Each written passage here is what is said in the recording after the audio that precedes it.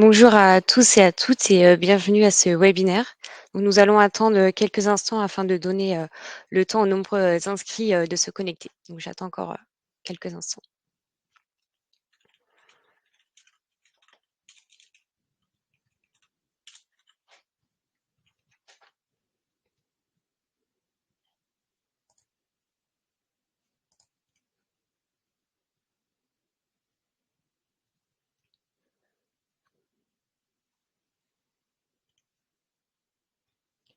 Donc, nous allons démarrer pour ne pas laisser patienter tous ceux qui étaient là avant.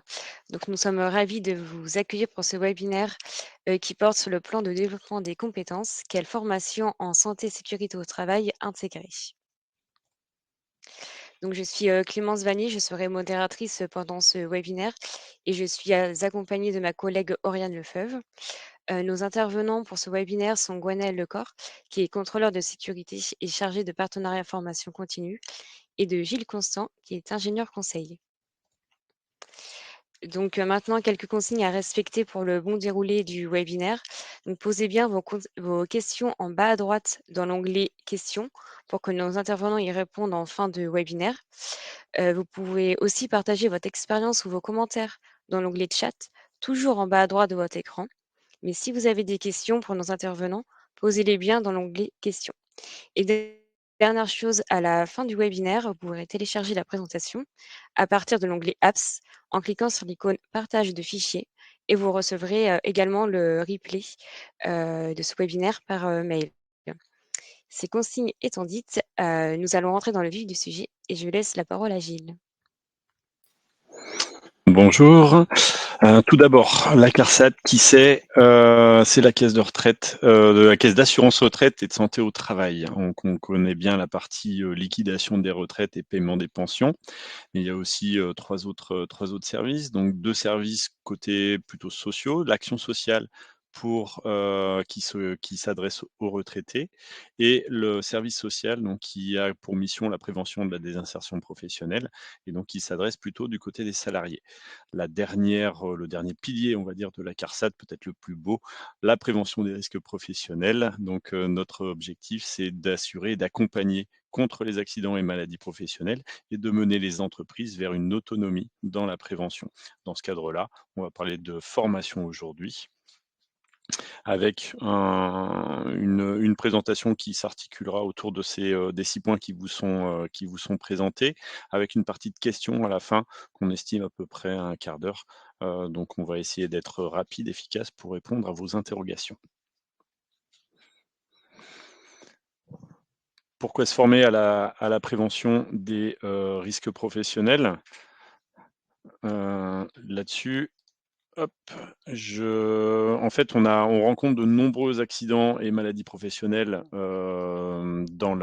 au sein des établissements. Vous avez un questionnaire, un sondage qui va apparaître là tout de suite, donc on va reprendre les différentes possibilités. Pourquoi se former, à la prévention des risques professionnels? Parce qu'on rencontre de nombreux accidents, parce que c'est une obligation légale, car c'est une incitation de l'inspection du travail, de la CARSAT, des médecins du travail ou du médecin du travail, car c'est une volonté de l'entreprise, votre volonté, c'est votre initiative personnelle et peut-être pour se démarquer pour un recrutement et pour la fidélisation des employés. Donc là-dessus, on vous laisse, soumettre votre vote à ce sondage.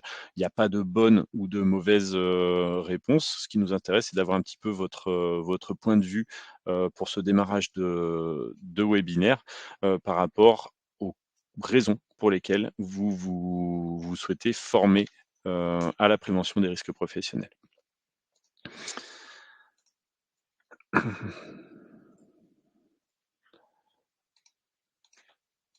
Voilà, pour l'instant, donc on voit apparaître, plutôt la volonté de l'entreprise qui se détache, une obligation légale aussi, donc ça tombe bien, on va parler de ces 2 premiers points-là. De nombreux accidents et maladies dans l'entreprise, ça aussi, c'est des points qu'on va aborder aujourd'hui. Initiative personnelle et puis après un petit peu à la traîne, se démarquer pour un recrutement et fidélisation ou l'incitation de l'inspection du travail CARSAT et médecine du travail. Donc on voit apparaître là de manière un petit peu plus forte donc la volonté de l'entreprise, l'obligation légale et la sinistralité, donc les accidents du travail et les maladies professionnelles. Très bien. Hop, on vous remercie pour votre participation à ce sondage. En fait, on va voir, voilà, on va aborder tout de suite la réduction de la sinistralité. Pour aborder la réduction de la sinistralité, c'est déjà bien de savoir, qu'est-ce que c'est cette sinistralité? Donc déjà, qui on couvre? Nous qui sommes, l'assureur des risques, professionnels, régime général. On couvre, quasiment 1 million de salariés, donc 900, à peu près 950 000 salariés, c'est les données 2012. On représente, un petit peu moins de 5 des salariés en France, pour à peu près 120 000 établissements, donc 120 000 entreprises, sur le territoire de la Bretagne. En termes de sinistres, il faut voir qu'on a, 32 000 sinistres, alors ça c'est des données nationales. 32 000 sinistres, des maladies professionnelles, on va dire un dixième, voilà, et des accidents de trajet qui sont à peu près comme les maladies professionnelles. Je vous dis une bêtise, excusez-moi, c'est des données bretonnes, donc je me mets en route moi aussi. Donc 32 000 sinistres, c'est plus de 2 millions de journées de travail qui sont perdues. Donc on voit bien, hein, le nombre de sinistres à 32 000, les maladies professionnelles, un dixième de ça, les accidents du trajet qui sont des accidents du travail aussi, au niveau des maladies professionnelles. Derrière, il y a quoi? Il y a quand même 62 décès par an, donc ça, c'est source 2022. 2023, on était sur une cinquantaine, et cette année, on est parti pour être à peu près sur une cinquantaine malheureusement. Donc on a quand même une sinistralité qui est importante en Bretagne, pour un coût qu'on a fait apparaître ici, à quasiment 360 millions d'euros là-dessus, donc qui vont recouvrir, les IJ, qui vont recouvrir, les soins, et ça, on le verra tout à l'heure. Donc, les enjeux de la santé en Bretagne, c'est quand même quelque chose qui est important, une sinistralité qui est relativement, qui est présente, si ce n'est élevée. On la voit comment aussi cette sinistralité? Au travers de la fréquence. Vous avez sur la partie gauche, en fonction de votre secteur d'activité, A, B, C, D, E, F, on voit apparaître les sinistralités, et la Bretagne, vous voyez, c'est la ligne rouge. La ligne rouge, elle est au-dessus de la ligne moyenne française. Donc ça veut dire qu'on a une fréquence d'accidents, donc un nombre d'accidents, au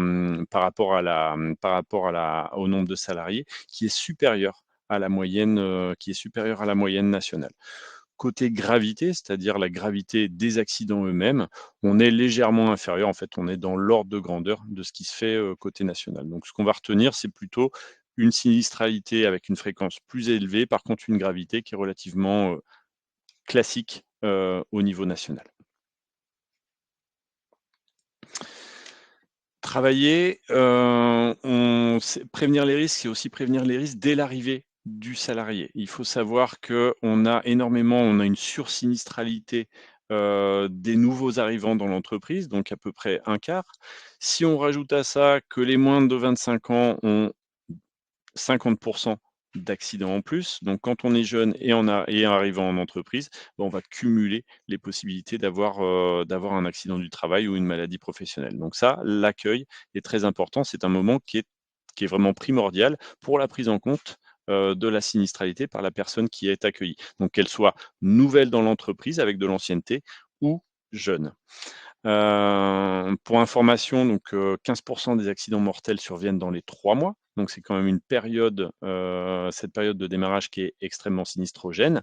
Mais il faut savoir que, la CARSAT et les CFA, l'académie et le privé mènent des actions et forment les jeunes, à la prévention des risques professionnels. Il y en a aussi au niveau de l'enseignement supérieur, ce qui permet d'avoir auprès des jeunes qui ont été formés 2 fois moins d'accidents que la moyenne des jeunes qui ne sont pas formés. Je vais laisser la parole à Gwenaëlle.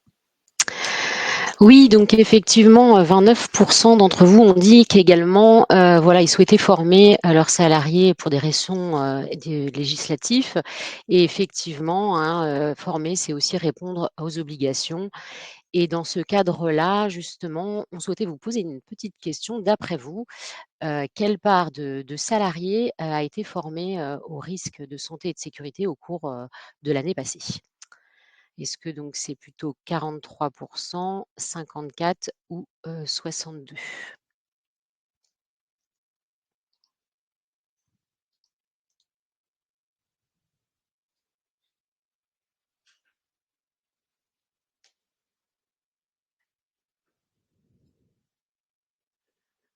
Donc pour l'instant, ce qui dessine, c'est à peu près 2 tiers d'entre vous, pensent que c'est 43 qui ont été, formés et un tiers, 54, plutôt 3 quarts, un quart maintenant.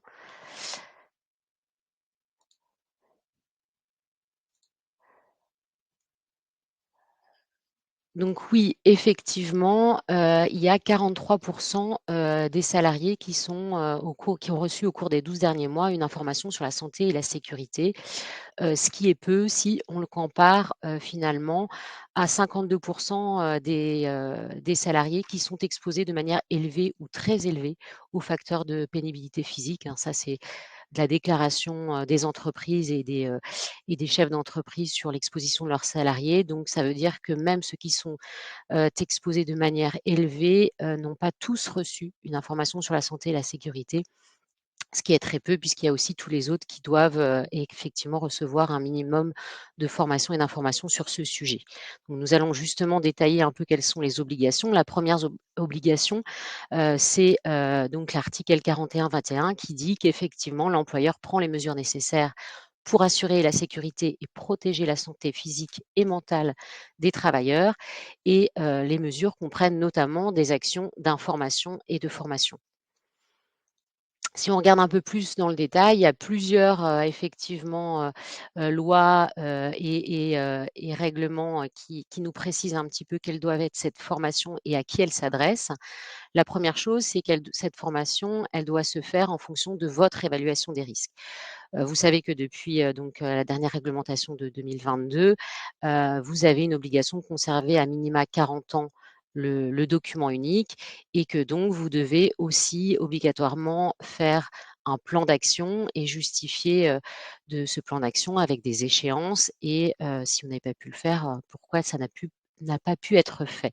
Et donc bien évidemment, on va regarder, si, vous avez, au moins à minima proposé des formations au regard de l'exposition de vos salariés. Donc ça, c'est la première chose. Deuxième chose, il y a des recommandations de la Caisse nationale, hein, on vous a mis le lien vers ces recommandations. Ça ressemble à ça, vous pouvez le voir sur l'assurance maladie et vous allez pouvoir rechercher les recommandations de votre secteur d'activité. Et donc dans chaque secteur d'activité, vous allez pouvoir avoir des recommandations liées à des mesures techniques, par exemple, mais aussi, des obligations en termes de formation et c'est par exemple le cas, des formations, sur, le secteur de soins le soin en établissement où vous avez une obligation de former, vos salariés à la prévention des risques liés à l'activité, physique. Donc, les recommandations, ce sont des bonnes pratiques en général, je vous invite vraiment à les regarder, du secteur d'activité qui sont faits, avec, des experts et du côté patronat et du côté salarié qui vont, justement diffuser ces bonnes pratiques. L'autre point, c'est effectivement, la législation nous dit que ça va dépendre aussi des profils des salariés.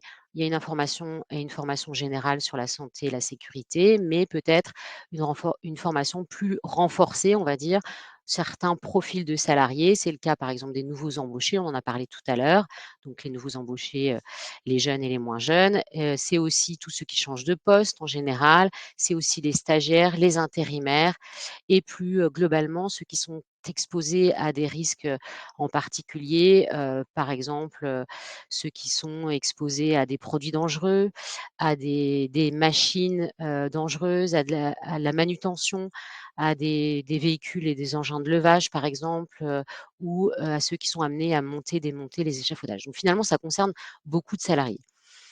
C'est aussi, des formations qui doivent être renforcées s'il y a des modifications de poste ou même de techniques ou de procédés de travail, donc c'est assez courant aussi dans la vie d'une entreprise et bien sûr aussi à la demande, du médecin.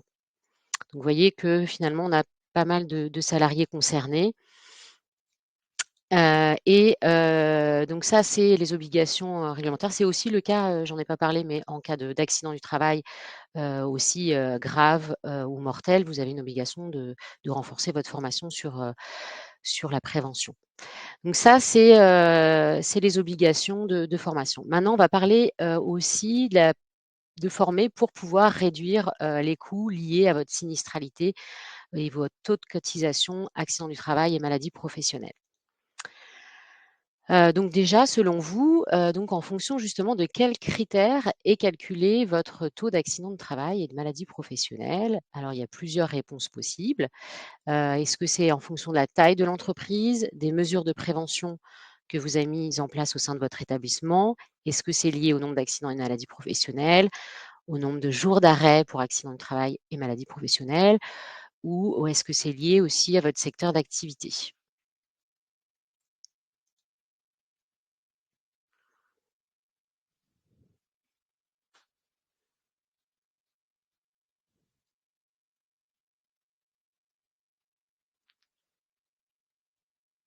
Alors, vous êtes nombreux à voter et alors je vois que la première, le 1er critère selon vous, ça serait lié au nombre de jours d'arrêt pour accident de travail et maladie professionnelle, et en fonction du nombre d'accidents, ça c'est les 2 premiers points et vient ensuite lié à votre secteur d'activité pour 20 un peu moins de 20 selon la taille de votre entreprise et 3 selon les mesures de prévention qui sont prises. Donc vous allez voir que finalement, il y a beaucoup de bonnes réponses, à savoir, finalement, tous ces critères sont pris en compte, excepté les mesures, de prévention qui sont prises au sein de votre établissement, mais j'ai envie de dire indirectement oui, puisque bien évidemment, si vous prenez des mesures adaptées en termes de prévention, ça va normalement pouvoir réduire vos accidents du travail et maladies professionnelles. Donc tous ces critères sont pris en compte. On va rentrer un petit peu dans le détail puisque ça dépend, dans le premier critère, ça va être la taille de votre entreprise. Donc si vous êtes moins de 20 salariés, vous êtes ce qu'on appelle au taux collectif et donc finalement votre taux va correspondre, finalement à votre secteur d'activité principalement. On va voir ça après dans le détail. Si vous êtes à plus de 150, enfin à partir de 150 salariés, ça va dépendre complètement des accidents de travail et maladies professionnelles propres à votre entreprise. Et si vous êtes entre les 2, c'est, finalement un prorata, entre ces 2 modes de calcul, à savoir le taux collectif et le taux individuel. Donc pour le taux collectif, finalement, il y a chaque année un barème qui est disponible, on vous a mis le lien, vous pourrez le voir sur le site de Légifrance et qui va, finalement définir et poser donc, chaque année un taux de cotisation lié à chaque secteur d'activité. Donc vous avez accès à ce taux sur le site Net Entreprise.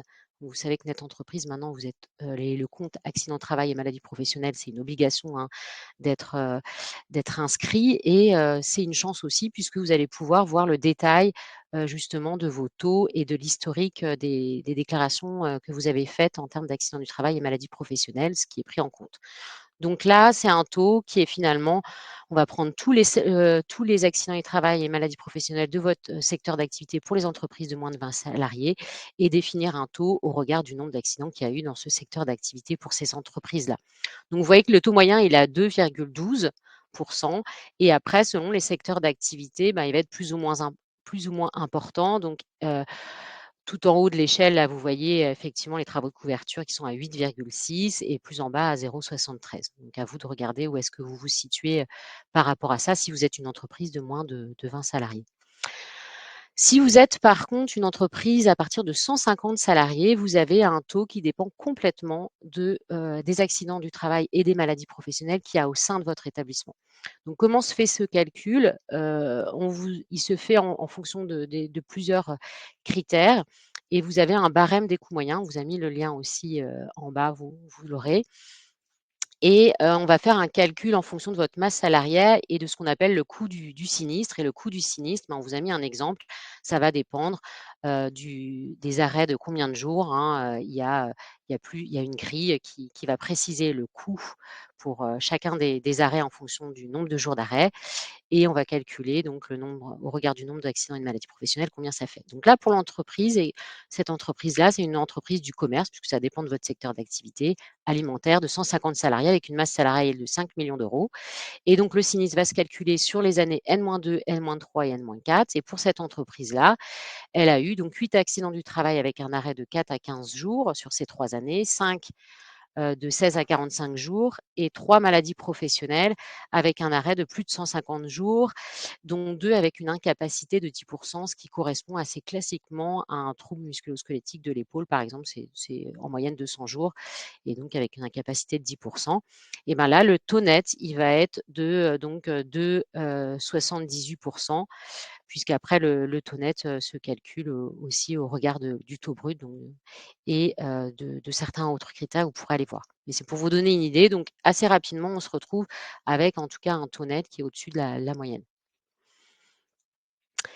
Donc ces taux évidemment, ils s'équilibrent, hein, au regard finalement, ils sont calculés au regard, finalement des soins, et des indemnités journalières, des victimes et puis, d'autres critères, les accidents de trajet qui sont mutualisés par exemple ou les coûts liés à l'amiante aussi, mais qui sont moindres, hein. C'est vraiment principalement lié aux indemnités journalières et aux soins, accordés aux victimes. Et ça, c'est les coûts que vous voyez directement, mais il y a aussi les coûts indirects, ceux que vous ressentez et dont vous êtes bien conscient. C'est aussi, les coûts qui sont liés au remplacement, des personnes, absentes, les pertes de production, hein, si on avait quelqu'un d'expert, il faut le remplacer, c'est pas toujours évident, d'avoir la même expertise. Le coût du matériel éventuellement dégradé et puis les coûts administratifs, chercher une nouvelle personne, déclarer les accidents du travail, les coûts commerciaux, la perte éventuellement de clientèle, voire d'image, de marque et puis, des coûts répressifs et des études ont été menées par, l'Institut national de recherche et de sécurité et ont démontré que c'est à minima 3 fois et jusqu'à 5 fois, voire maintenant avec les nouveaux calculs, on parle de 10 fois. Ces coûts indirects, représentent donc 3 à 5 fois les coûts directs donc de vos taux d'accidents du travail et maladies professionnelles. D'où l'intérêt de s'intéresser et vous encore une fois, vous pouvez voir aussi ce taux et cet historique sur Net Entreprise. Et ça, vous en avez beaucoup moins parlé dans le sondage et en tout cas, c'est ce qui vous motive peut-être pas en premier lieu, quoique c'est quand même une volonté, vous avez dit, de l'entreprise, donc c'est aussi d'être attractif. Et pourquoi, finalement se former en santé et sécurité, c'est aussi être attractif? On vous a mené, vous pourrez le voir en détail, heu, l'étude de la DARES, hein, qui est étude statistique qui a été, publiée en 2022, avec des réponses quand même de 5 700 entreprises et 25 000, individus, donc salariés et chefs d'entreprise. Et on s'aperçoit finalement que plus les salariés sont exposés à des risques, que ce soit physiques ou des risques psychosociaux, plus finalement l'entreprise va avoir des difficultés de recrutement et des difficultés aussi de fidélisation, du personnel. Maintenant que vous êtes, convaincus qu'il faut former, et vous l'étiez peut-être déjà, en termes de santé et de sécurité, de former tous les salariés, vous vous posez sûrement la question de qui former dans l'entreprise et on va y répondre tout de suite et je laisse la place à Gilles. On part sur 3 niveaux de personnes à former dans l'entreprise. On va parler des dirigeants, on va parler des personnes ressources, donc ça c'est le niveau intermédiaire, et on va parler des acteurs, donc on va parler des salariés qui vivent les situations de travail. Donc on va étudier ça d'un petit peu plus près. En commençant par le dirigeant. Le dirigeant, qu'est-ce qu'on va pourquoi est-ce qu'on souhaite, qu'il se forme? Parce que, déjà il est responsable de la santé sécurité, au sein de son entreprise. C'est à lui de mettre en place, toutes les actions qui sont nécessaires pour assurer la santé et la sécurité des salariés de son entreprise. Donc déjà il y a ce 1er point-là. Ensuite, il est bien placé pour, critiquer son entreprise, voir les points forts, voir les points faibles et ça, c'est ce qu'on va appeler évaluer ce niveau de gestion de santé et sécurité au sein de son établissement.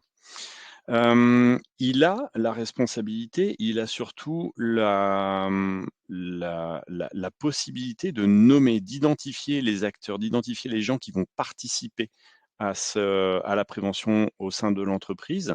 Donc il va pouvoir distribuer les rôles, voire les délégations au sein de son entreprise.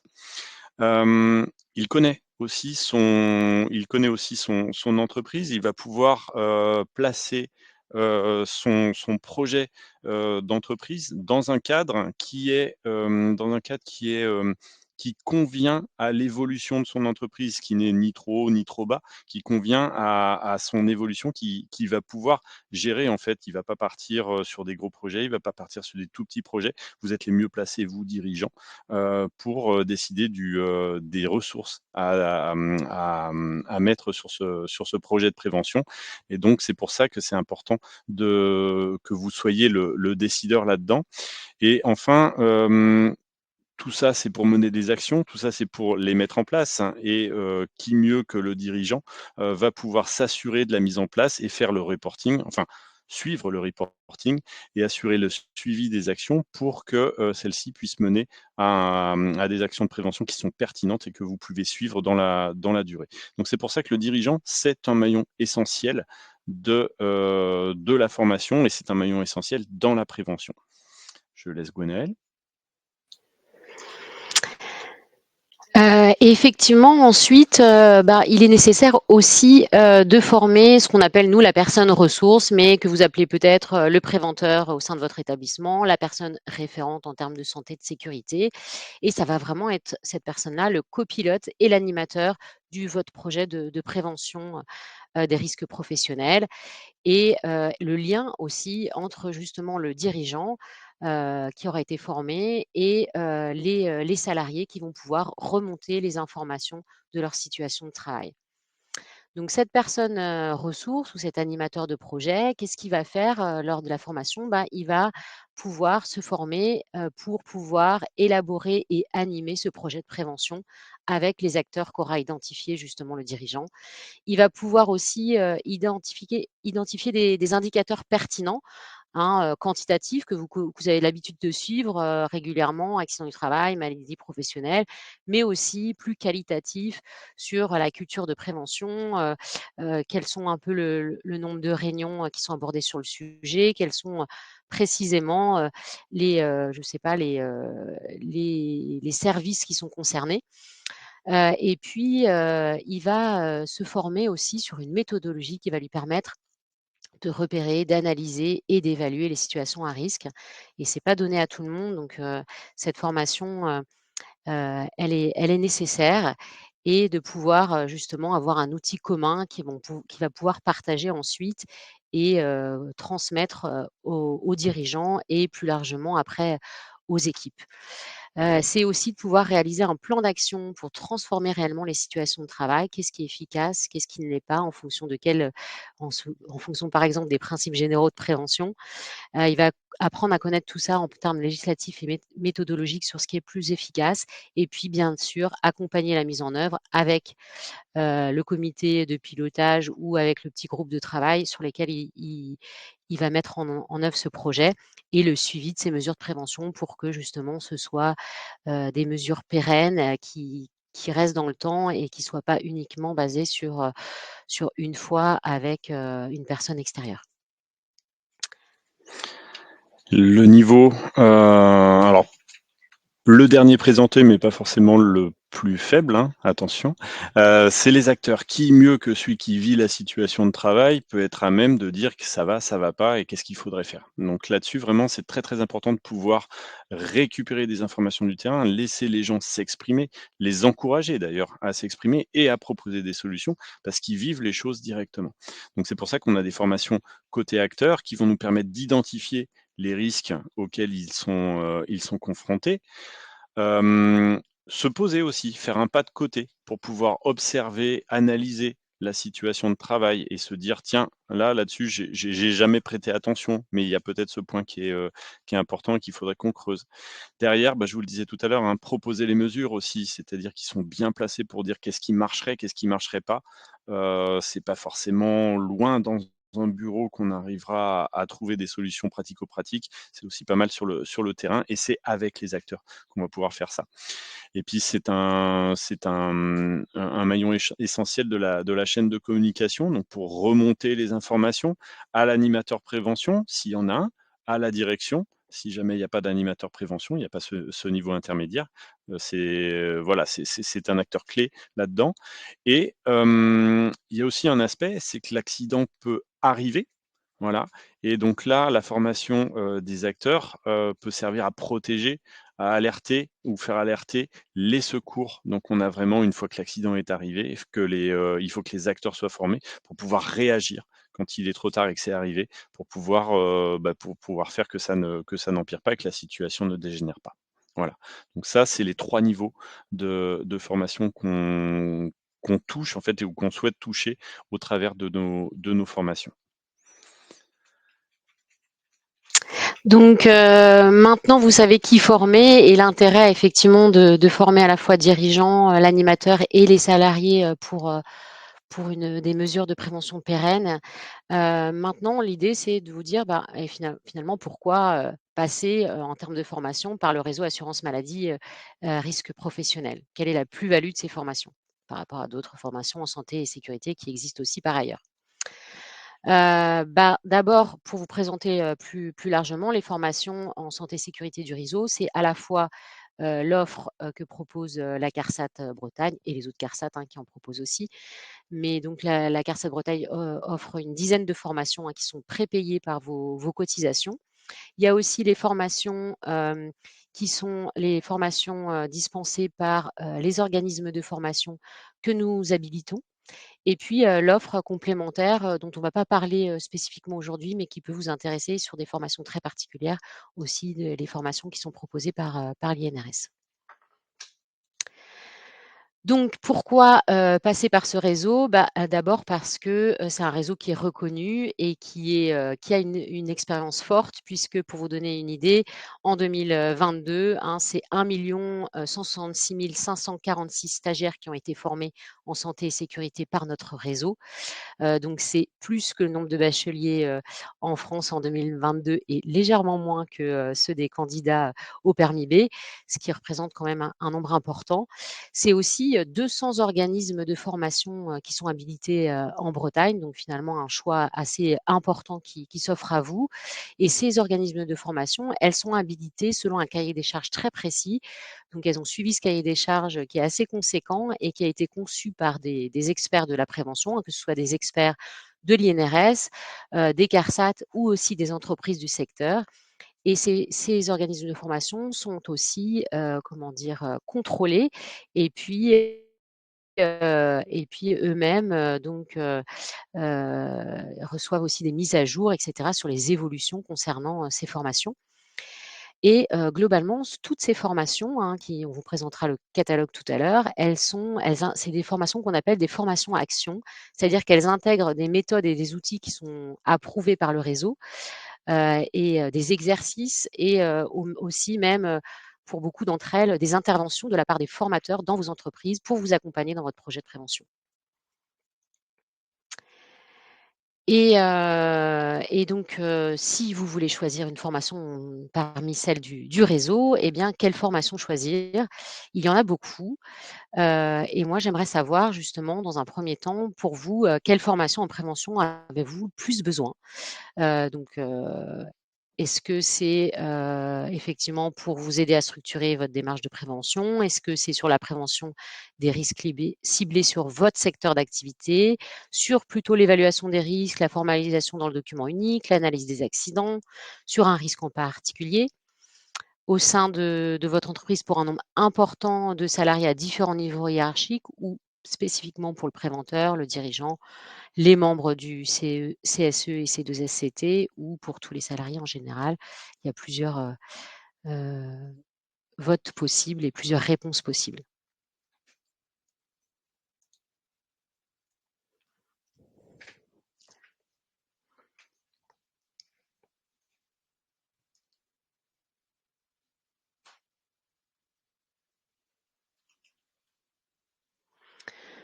Donc 19-20%, vous êtes intéressé par les formations de votre secteur d'activité pour tous les salariés de manière générale, principalement pour 15% et pour vous aider à structurer votre démarche de prévention. 15%, donc ça, nos formations s'attaquent principalement à la méthodologie, donc vous êtes concernés pour l'évaluation des risques, sur des risques particuliers, pour voilà, vos raisons principales. Après, il y a d'autres raisons, mais c'est principalement celles-ci qui se dégagent. Donc vous allez voir que, bien entendu, pour toutes ces raisons-là qui vous motivent, on a une offre de formation adaptée. Donc, quelle est cette offre de formation? Donc, à la fois organisée par les organismes de formation habilités et par la CARSAT. Donc, on a déjà une offre de formation par type de risque. Donc, vous allez avoir donc des formations concernant la prévention des troubles musculo-squelettiques qui vont s'adresser à la fois pour le dirigeant, en général des formations d'une journée, hein, ou pour les préventeurs ou vos référents sur des formations un peu plus longues.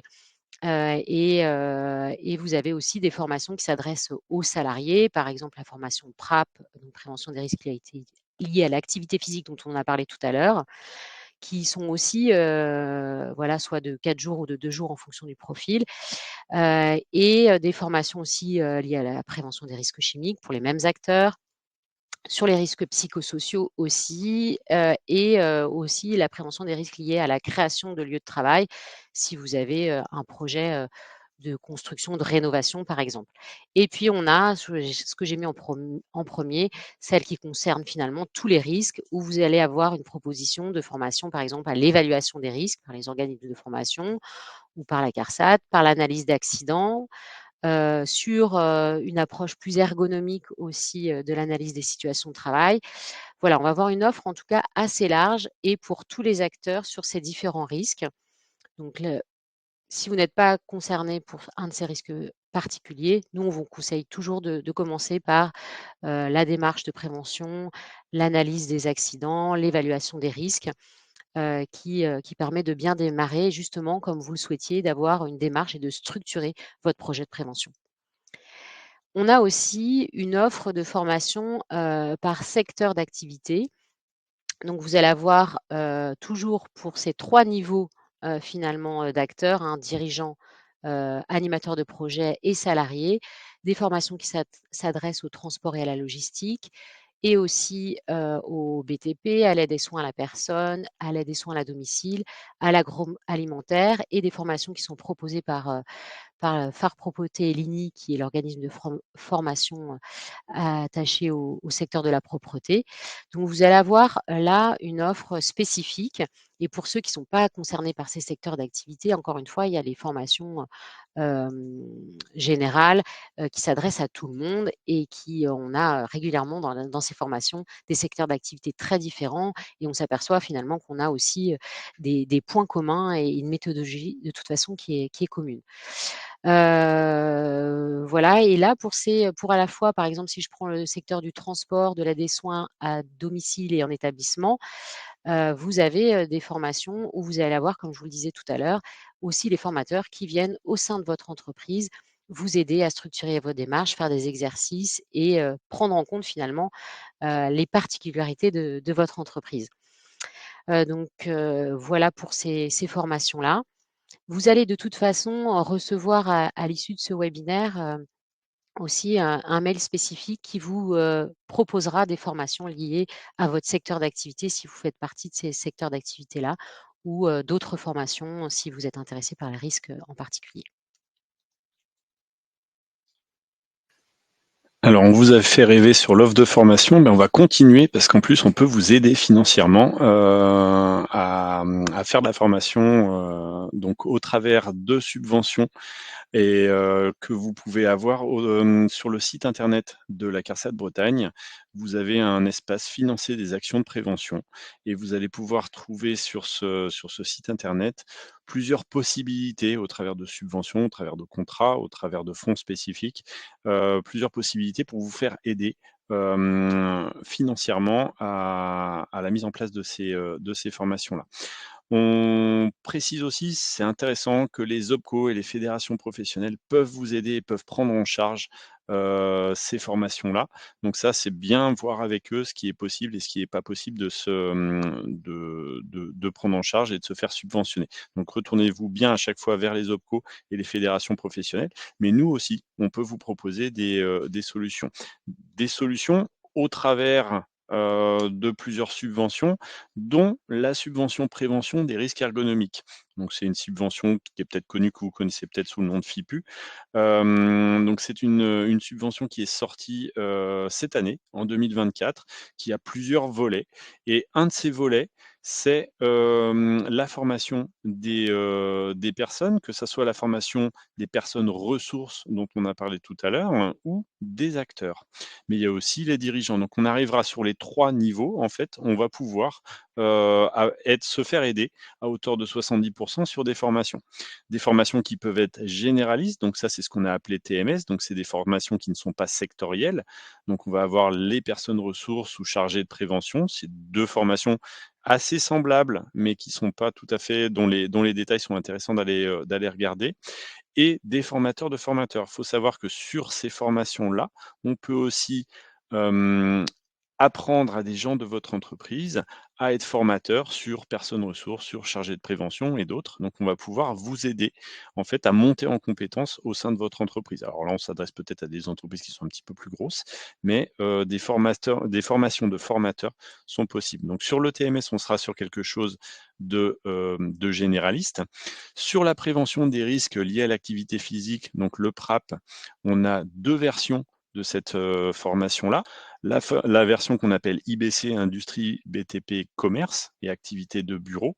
Donc là, c'est, plutôt côté industrie. Et il y a le sanitaire et médico-social. Donc ça, c'est le 2S, donc PRAP 2S, qui va vraiment se tourner vers ces métiers, de soins à la personne. Là encore, on va retrouver des formations de formateurs, mais on va en retrouver un petit peu partout. Spécifiquement sur, les secteurs de l'aide des soins à domicile, on va pouvoir intervenir et vous aider en subventionnant des formations dirigeants, acteurs de prévention, animateurs de prévention et là encore, on va retrouver le formateur de formateurs. Côté des soins en établissement, on va pouvoir vous aider sur des formations dirigeants et animateurs de prévention et sur le transport routier et logistique, on va aussi intervenir dirigeants, acteurs de prévention secours et animateurs de prévention. Donc vous voyez, on s'attaque bien à chaque fois à l'ensemble des niveaux qui ont été définis tout à l'heure. Petite cerise sur le gâteau, on appelle ça des recyclages. Alors nous, on appelle ça des maintiens et actualisations des compétences, des MAC. Donc c'est-à-dire que les formations sont valables un certain nombre d'années, puis après derrière, il faut passer en recyclage et de la même manière qu'on peut, participer à la formation ou subventionner des formations pour des, nouvelles personnes, on peut aussi subventionner ces recyclages, donc ces MAC, auprès des organismes de formation. Donc bien penser à, parler aux OPCO et aux organismes professionnels, mais aussi regarder sur le site de la CARSAT parce qu'on est susceptible de vous aider. Donc là, c'est l'exemple plutôt sur les risques ergonomiques, mais il y a aussi d'autres subventions qui vous donnent des droits, pour des formations. Donc bien regarder sur notre site, vous aurez des informations qui seront complémentaires. Voilà. J'en profite également pour dire que pour les formations acteurs prévention secours, que vous voyez dans transport routier logistique et aide et soins à domicile, cette formation, elle comprend notamment la prévention des risques en général du secteur d'activité, mais aussi les formations secours, donc les formations que vous connaissez sous le nom SST, sauveteur secouriste du travail, donc qui sont aussi financées et voilà, ça me semble important. Maintenant que vous savez effectivement, qui former, comment, et quoi faire et avec quelles subventions, c'est, de se dire, bah, effectivement, où aller se former en Bretagne, et comment s'inscrire. Donc pour ça, la CARSAT de Bretagne, a développé en exclusivité cette carte, où se former en Bretagne. Donc on va vous donner l'accès bien sûr et quel est l'intérêt de cette carte? C'est que vous allez pouvoir, donc via notre site internet, accéder à cette carte avec 2 filtres principaux, par secteur d'activité et par, risque. Faire une recherche donc qui va vous permettre, par exemple, de faire une recherche sur les risques des troubles, des formations en TMS, et vous avez un filtre secondaire concernant, les acteurs que vous souhaitez, former, donc dirigeants, préventeurs, salariés, formateurs, et aller pouvoir voir ensuite, si je cherche la formation par exemple dirigeant, d'aller, voir la fiche, ou les fiches de tous les organismes de formation qui sont présents sur cette thématique-là en Bretagne, et d'avoir accès aux coordonnées, et aussi à leur site internet avec le programme de la formation et bien sûr, les dates, des formations quand les organismes de formation, l'ont bien sûr renseigné, et vous allez pouvoir, là, un autre exemple, devenir personne, ressource du projet. Vous avez, accès donc, à la fiche, de cet organisme de formation.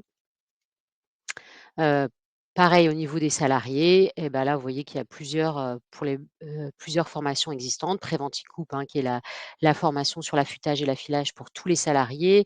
Devenir acteur, PRAP-IBC dont on a parlé, PRAP-2S, et acteur prévention secours, dont on a parlé aussi, et vous allez retrouver donc, tous les organismes de formation et aller consulter, pouvoir les appeler, savoir si où est-ce s'ils agissent, aussi, sont susceptibles de faire des formations dans votre entreprise en fonction de leur domaine, d'intervention, géographique, et puis, si les dates correspondent à vos choix. Voilà donc, on va pouvoir passer, à regarder un petit peu les questions que vous posez encore à l'issue de ce webinaire. Oui, tout à fait, Gwenaëlle. Donc, nos intervenants vont répondre à vos questions. Pour ceux qui n'ont pas encore eu le temps de poser vos questions, n'hésitez pas à continuer à le faire dans l'onglet en bas à droite, questions. Donc, nous avons déjà quelques questions, notamment de Sandrine Fontaine qui nous demande: pour avoir une subvention, il faut remplir un document en lien avec les formations que la CARSAT propose. Alors là-dessus, en fait, il faut déposer une demande de subvention. Cette demande de subvention, vous allez la trouver sur votre compte AT-MP sur, le portail Net Entreprise. Et là-dessus, quand vous allez sur votre compte AT-MP, vous allez voir les différentes possibilités de subvention que votre entreprise, a. Donc, c'est individualisé. Et donc quand vous faites une demande de subvention, il y a, des conditions générales qui vous sont présentées. Certains documents sont à présenter, donc il y a la demande qui est à faire, il y a des documents qui sont à joindre, et si vous êtes éligible, à cette subvention, à ce moment-là, elle vous sera octroyée. Il faut voir que sur, la subvention risque ergonomique, on va travailler sur facture, donc il faudra que la formation ait été faite, mais le détail des formations et les intitulés des formations et celles qui sont éligibles sont bien définis dans les conditions générales de cette subvention. D'accord. Merci Gilles pour cette réponse. Nous avons une question de Nathalie Guillon qui nous demande: étant dans une entreprise de travail temporaire, est-ce que le groupe peut prétendre à des subventions compte tenu que nos intérimaires sont délégués chez des clients? Bah, la réponse est dans la question. Ce sont peut-être, des intérimaires chez les clients, mais c'est vous, l'employeur.